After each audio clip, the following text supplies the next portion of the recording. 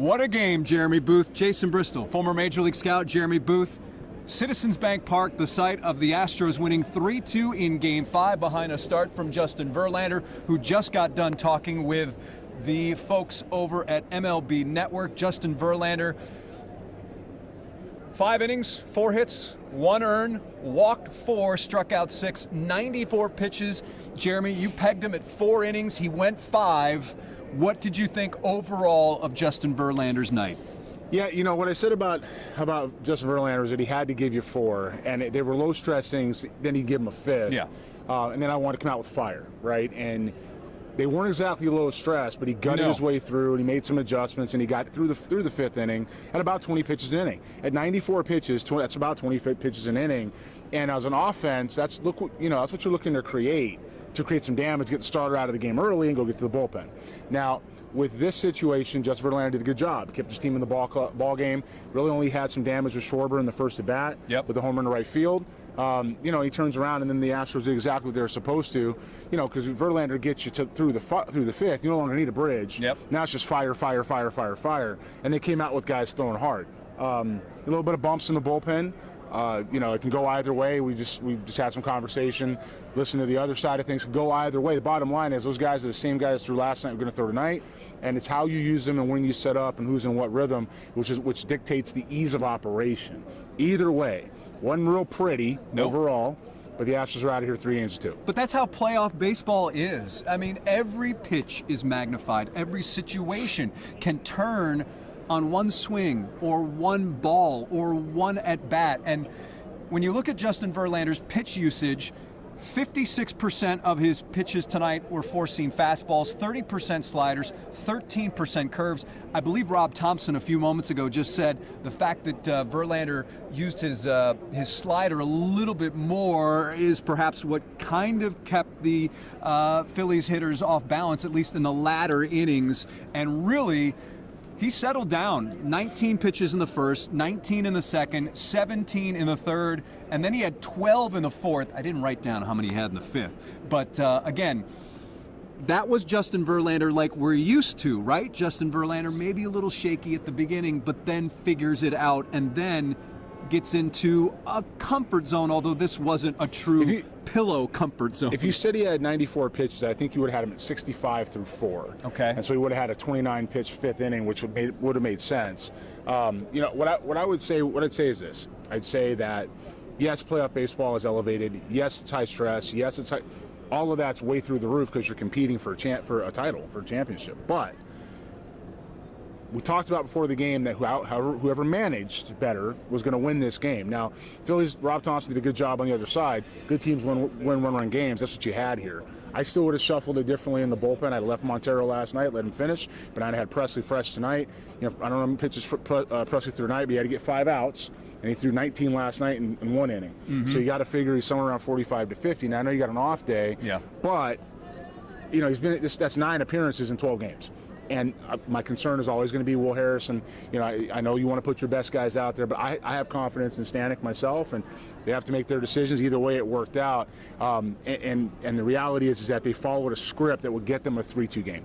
Well, we've been told from the Astros' perspective that this was their thinking in game 4. Yeah. You throw your best guys, and basically, I don't want to say you worry about tomorrow, but in essence, that's what they did. They threw their best guys out there, and their thinking was, what happens if today's game, although unlikely, was, say, a 7-0 Astros win, then you don't need Presley. And I would say that's set up by Game 3, and Lance McCullers starting and losing 7-0. We're going back to that But again. you have to, because every decision sets up the next, right? The reality is, pitching hasn't been used as well as maybe we'd like to see it, but they're still out of here 3-2 with their best guy on the mound in Game 6. This is,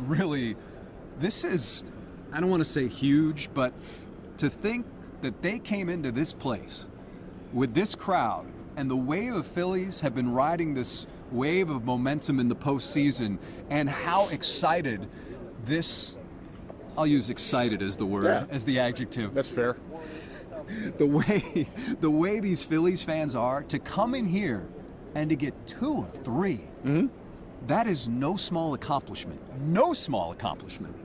So now, looking at Game 6, the Astros, I think they like their chances with Framber Valdez. Yeah, so, we look back at last year, and it was a different 3-2 going back for Game 6 and 7. Valdez had the ball against the Braves in Game 6. Obviously, it didn't work out. This time, he's going home with the lead. You have to have, we said from the beginning, you have to have 2 shots to win at home. You got to finish out 2 shots to win 1. And the way they're set up, you've got Javier and a lot of these relievers now that can go right behind them on Game 7 should it get there. But the focus has to be on Game 6. The offense is doing enough. They're having good at-bats. They're moving the lineup. They're hitting the ball hard when they need to. Defensively, they're playing well.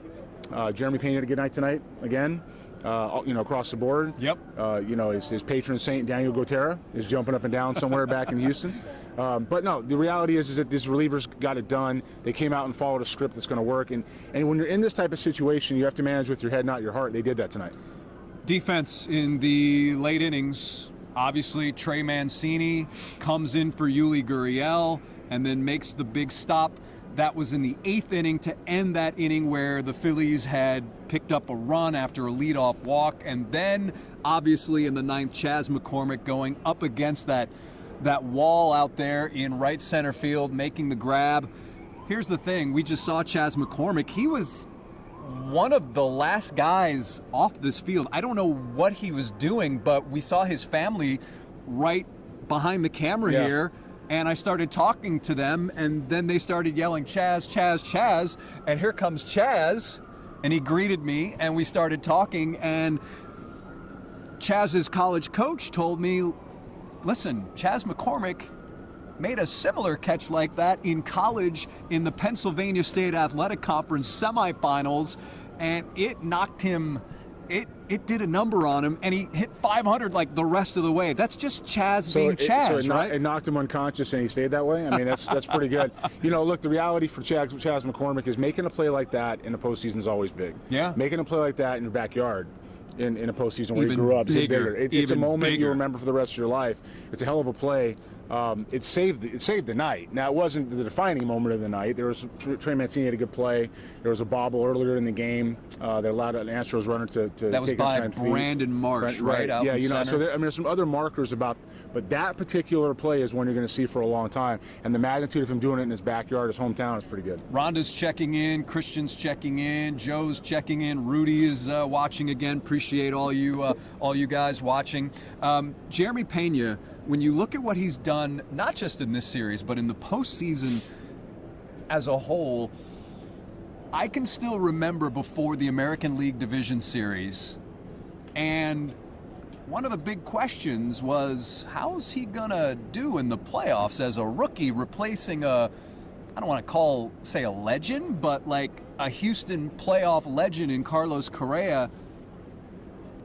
Jeremy, he hasn't flinched. No, he hasn't. I mean, not flinched. The moment's not too big for him. You have to give him that. He's got ice in his veins, and he stepped in. And credit to the Astros front office for making the right call with giving him the everyday shortstop job. Right, that's not something that's easy to do when you're losing a guy like Carlos Correa. However, he's been excellent defensively. He's been a 70 on a scouting scale defender. Top is the 80. Some would say he's an 8. And offensively he's done more than you would think. But even more than he did in the regular season is how well he's hit in the postseason. Because that talks about, the slow heartbeat, and that talks about being able to perform on the big stage. And in this ball club, he has no choice. He has to be able to do that, or he's not going to be here. Well, we had reports. I was at spring training before the season, and I was getting these reports that this kid, he's not a kid because of the COVID year. He's a little older for a rookie, but they were saying, listen, he can handle this. Like, we truly believe that this kid is going to be able to step in and perform. And what he's done, listen, no one could expect, other than maybe his parents, what he's been able to do in the American League Championship Series and now in the World Series. Tonight he goes 3 for 4. He had the RBI single in the first, obviously the big home run in the 4th, and then singled again in the 8th. Michelle is checking in. She says Minute Maid Park is full of energy right now. It should be. Joe says, how about Mancini's at bat? Bases loaded and the Astros are down. Trey's been struggling at the plate, but listen, when you're a professional, you don't take your struggles into the field, and that maybe he fell into the ball. It's a tough play. That is very, an incredibly tough play. It's another. The Phillies were inches away from this game coming out different. That's one of them. The Marsh bobble is another one, and the McCormick catch. I mean, those are three things that stand out right there that change the game entirely. If one of them goes the Phillies' way, let alone all three. But that's baseball. That's how this works. Now, this series we talked about, again, 2 are yours, 2 are theirs, right? And then 3 to fight for. The Astros have now won their 2, and they took one. Okay, they took one. And so they won game 2 with Fromber. They won last night with Javier, and this is one they take. This is one of the 3 you decide. The Phillies got one against McCullers, right? And they got the one against Verlander. Mm-hmm. So guess what? There's 2 more left, and the Phillies going to get one more, or the Astros going to beat them to the punch. And that's what you're coming down to now is Game 6 and putting them away, because even though you're set up pretty good for a Game 7 should you get there, nobody wants to do that unless you have to. Looking through the lineup, Martin Maldonado had a base knock in the 9th. David Hensley. I will say this: the Astros hitting obviously has been a big talking point for all of you watching throughout this World Series. They scored 3 runs, but I felt like there was more traffic. And sometimes, yes, you don't get the runs, but just having that traffic on the bases, I don't want to say it creates havoc, but sometimes it creates havoc.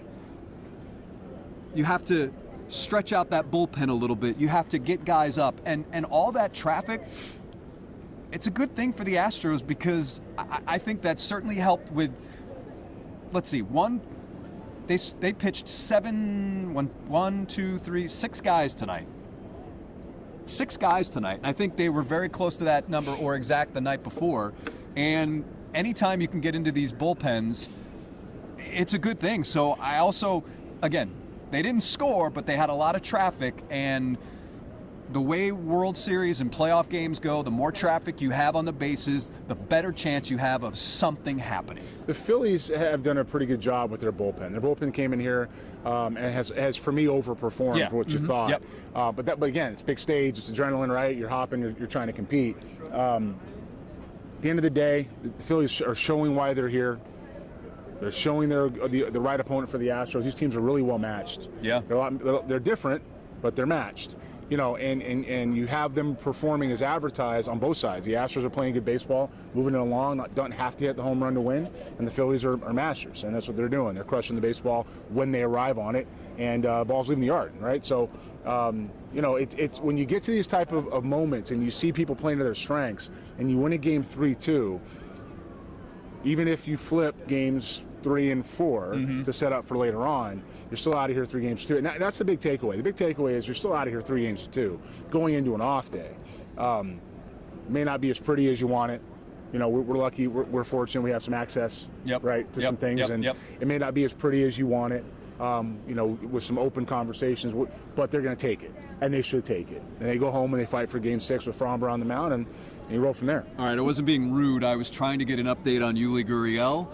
The word, because we are with all of you right now, we can't be in the clubhouse. Matt Musil, our colleague, is in there now. The word is Yuli is day-to-day with a knee injury. The good thing is you obviously have a day off. Yeah. With the travel day, treatment, that kind of thing. Day and a half total. Day and a half. Yeah. So that's the word right now. Matt Musil will probably be joining us at some point here. So that's good news when you look at obviously the situation with Yuli Gurriel. Some not so great base running put them in that position, and it was kind of a fluke thing that in that rundown he got hit in the head with a knee, and I think from watching on television, you thought, okay, maybe it's his head. Yeah, but his knee kind of bent in a weird way as well. But again, that's the word right now. That's the word right now from the clubhouse and the media interview room. What Jeremy did in his first year, Correa took time to accomplish the Golden Glove. Yeah, Michelle is mentioning, certainly it is pretty amazing that Jeremy Pena, the first rookie shortstop to win a Gold Glove, when you think of all the amazing shortstops this game has had. Well, yeah, Ozzie Smith, how many years? I mean, it's Luis the first one ever. Aparicio. Yeah. pretty good. And then he's the first rookie shortstop, I believe, on the broadcast. They mentioned he's the first rookie shortstop to homer in a World Series game. See, I mean, you know, you're talking about, again, we talked about the Alex Rodriguez slot in the lineup, right? And he's hitting there. But really defensively, when he came to the big leagues, we knew he'd catch the baseball. Yep. Did we think he'd win a Gold Glove? No, it's like calling a no-hitter last night. No one can tell you that. But what they can say is that you knew he'd catch the baseball. When Carlos Correa was drafted, there's some teams that didn't think he could stay at shortstop. Mm-hmm. I have firsthand knowledge of that situation of some clubs that didn't think he could stay at shortstop. You were with the Mariners at that time? And it wasn't sold by a few people in the room that he could stay at short. No one's ever doubted Pena's ability to play short, ever. And so I talked to a club the other day that said, hey, man, we had him in the first round. I could prove it. Wait a minute. Yeah. Where? And he went, I'm not telling you who, it doesn't matter. But somebody had him in the first round. Yeah, and to go in the third round, somebody will. These guys might have had him up there too, depending on how their model works, you know. But the reality is that somebody thought he could play short. Somebody thought he could hit. A lot of people thought he could do. Everybody thought he could play short. Some people thought he could hit, which is how you go in the third round instead of the first. Because if you sold on Jeremy Pena as a bat with what you've seen defensively, he doesn't get out of the first 10 picks. Middle of the diamond defenders that can do that, sure, that can hit, they don't leave the first 10 picks. They don't come around every day. Which is amazing for when you look at the world of scouting and projection, because he hit no more than 6 home runs during his college career. I happened to look it up a couple of days ago, and I was scratching my head. But hey, we've gone. Here's Matt Musel. Hey Matt, your caller there. Want to hear about the post? Yes. I'm So come on over here, Matt. Come on over here, Matt Musel, everybody.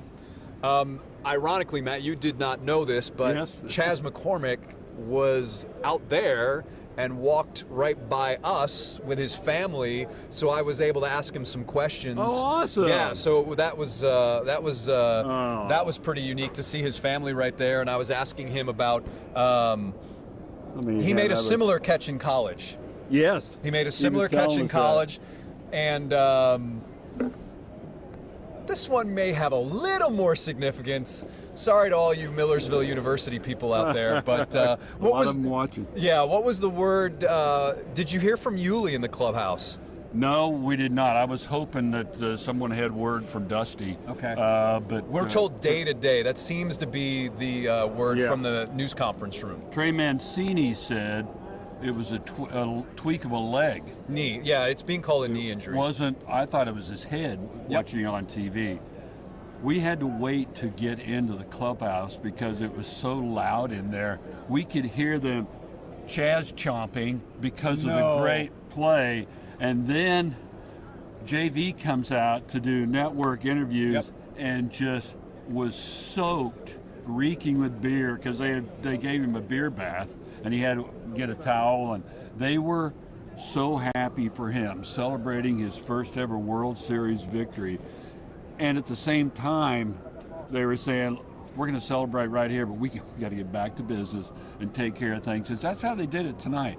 I just was so impressed with the way JV held it together, giving up a leadoff home run, Jeremy. Are you kidding me? That is the toughest. I'm sure you've gone over that. And then I was talking with Alex Bregman, Chazzy, Trey Mancini, Ryan Presley. Everybody contributed. You talk about a team win, and everybody kept their composure. Alex Bregman, one of the first things he said is, you know what? Chaz comes into the dugout. He's so upset because he struck out. He's so upset. But did he lose his cool and go out there and kick the dirt or something? No, he went out there and made the play of his life. Yeah. That shows a lot about the composure of this team here tonight, and that's why they've got a leg up on this race to get to the World Series in 4 wins. And that strikeout came in the top of the 9th. Hensley had started off with that dribbler single, and then obviously the big catch comes in the bottom half of the 9th inning. Jeremy, Zach Wheeler is the likely starter. That's what we were told leading up to today. I imagine the Phillies are sticking with that plan. They got to Zach Wheeler pretty well. in Game 2. I mean, they're going to stick to it. Rob Thompson said they're going to. For me, the story isn't even who's on the other side at this point. It's having 2 shots to win one game. And so if you've got Framber Valdez, who's your best guy, and their guy who's a little bit dinged up, right? He's a little tired, pushed back a little bit. Fatigued, had some issues, and they don't have. There's no tomorrow for the Philadelphia Phillies. If the Astros lose, there is another day. Yeah. There's one more day, but there's another day. If the Phillies lose, there isn't. If Wheeler gets trouble the first inning, he's out of the game. Yeah. So it's really going to be something where it's about how the Astros take care of their business. All the pressure is now on the other side, even though the overarching pressure is on the Astros to win after all the World Series. The day-to-day pressure is on that side. That whole thing could have gone sideways so easily. I thought Ryan Presley went in there and navigated the waters very well. I mean, you go in there and get 5 outs, and yes, he had some plays made behind him. And now, where do you go to close the game on Saturday? Well, 5 outs is one thing, but it's one thing to do 5 outs when you're a closer. It's another thing when you throw 19 pitches the night before in Game 4. And then he turns around and had how many tonight? Yeah, tonight he had 26 and 17 strikes. I feel comfortable saying that the way that we talked about it before the game, 4 innings from Verlander. If he gives you more than that, gets through 5, and then just a guy an inning. Fire. I felt the Astros, that was kind of their approach. And they showed it tonight. They executed their approach. Dusty has to have the right to make decisions in the dugout. He's the manager. But that was the overall approach in the game plan. The personnel probably, is a domino effect from Game 3. Because if you don't pitch McCullers there and you pitch Javier, it's a different situation all the way around, right? So there's a domino effect. So, you get into a point where you lose Game 3. Their perspective is, we know what we got with Presley. Some other guys, we just feel are behind him. We're going to run him out there regardless and try to get Game 4, which, again, you understand. Looking back on it, Montero probably could have stayed. He was in a rhythm. He comes out tonight, wasn't in that rhythm. Was not in a rhythm. But those all over the place. He's walking guys and then giving up, making mistakes. And the Phillies are a good mistake-hitting team, as we've said. So, it comes down to understanding the personnel at that moment, what gut feel says in the dugout. But the plan was still executed the last 2 nights. Montero, 17 pitches, 9 balls, 8 strikes. Yeah. All right, everybody, I think that's going to do it. The Astros now hold a 3-2 series lead after winning Game 5, 3-2. Justin Verlander picks up the win. Chas McCormick with the save, along with Ryan Presley. Ryan Presley with his 5th save of the postseason. And now this series is headed back to Houston, and so are we. So for Jeremy Booth, our former Major League scout, Matt Musil, I'm Jason Bristol, signing. Sergio Soto and Mike Orta, photojournalists behind the camera. We thank you for watching, and we will see you back again after Game 6 back in Houston. Take care, everybody.